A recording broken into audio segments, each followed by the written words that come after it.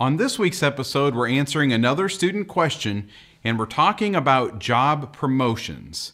It is the week of March 9th through the 13th, 2015, and this is the QC Step Podcast.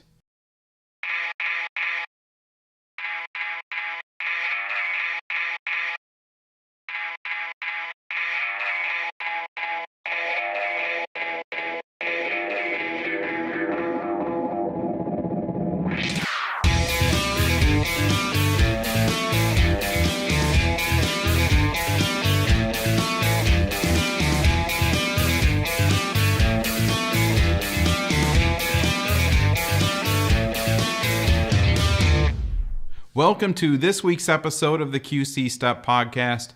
I'm Corey Finneran. There won't be an episode of the podcast next week because it's our spring break. As I mentioned on last week's episode, the Blackhawk College Job Fair is coming up in a few weeks. And if you don't have a spring break next week, or even if you do, and you'll be going to the Blackhawk Job Fair or any other job fair this spring, you could use next week to go all the way back to the first year of this podcast. We did a whole series on job fairs. Episode number 16 is an introduction to job fairs. Episode number 17 is what to wear to a job fair. Episode number 18 is on how to start a conversation with an employer at a job fair. Episode number 19 is on how to sell yourself at a job fair. Episode number 20 is how to end a conversation with an employer at a job fair. And episode number 21 is a review of all of these episodes. There's a lot of information in those episodes, and if you watch them, you'll be more prepared to make a positive, lasting impression on the employers that are there and looking to hire people. These employers will see a lot of people at these events, and you will want to stand out in a positive way. As I said at the beginning, today we're going to talk about promotions at work. A student from Rock Island High School sent in this question: what happens if you get promoted? I don't think that we've talked at all here on the podcast about promotions, and that's exactly why I really like your input on topics. You bring things up that I hadn't thought to talk about. And so right now, in looking at promotions, you might be asking, what is a promotion at work? So let's start there at the beginning. When you're working a job, if you're doing well at your job, your supervisors and bosses may decide to move you up to a different position. That's a promotion. So let's use Hy-Vee as an example. Hy-Vee hires a lot of students into the courtesy clerk position, and that means that you bag groceries, you bring in carts and stuff like that. If you do a good job as a bagger, you could be promoted to a cashier. So that's what a promotion is. It's a good thing. It means that the business values you and they trust you to have more responsibilities or more important responsibilities, and it usually involves a pay raise, and so that's a good thing too.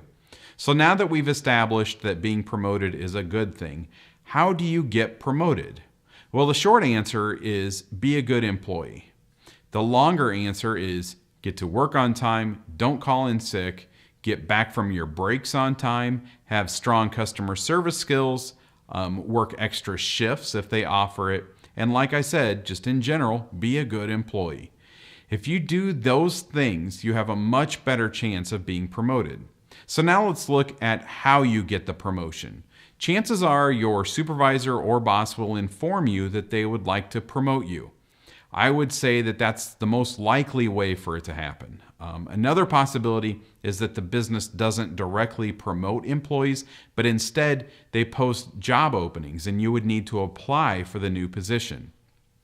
If you want to know how the business you work for handles promotions, you can ask one of your supervisors.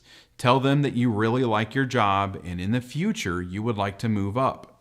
Ask how that's handled. Ask if there's anything that they think you could do to give yourself a better chance of being promoted. If you do that, you're not just telling them that you want to be promoted, but you're also telling them that you want to be as good of a worker for them that you can be.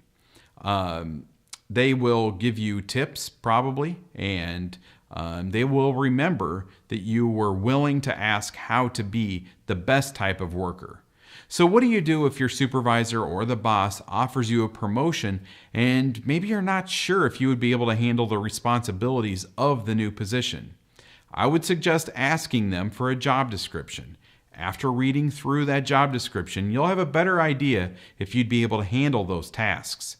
If you get the job description, take it to your step teacher or Gary or Carrie, and they could help you go through the job description and help you prepare for the new responsibilities. Being promoted is a great thing because it shows that the business you work for values you. It shows that you're a hard worker and that your hard work is paying off. A promotion is also a goal to have and something to work towards. If you make being promoted one of your employment goals, then do the things that we mentioned. Be to work on time. Don't call in sick. Get back from your breaks on time. Have strong customer service and work extra shifts if they offer them. Do those things and your boss will recognize your value and potentially offer you a promotion.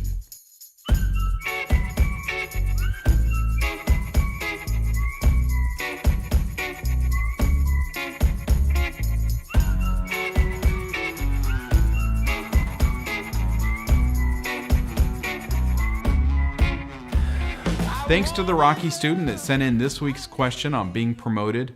I mentioned those episodes from our first year of the podcast when I was talking about the job fair earlier at the beginning of the episode. And this is our 83rd episode. We've covered lots of different topics on employment. And you can go through and see the list of topics by clicking on the episode list icon at qcstep.com, or you can go to qcstep.com/list.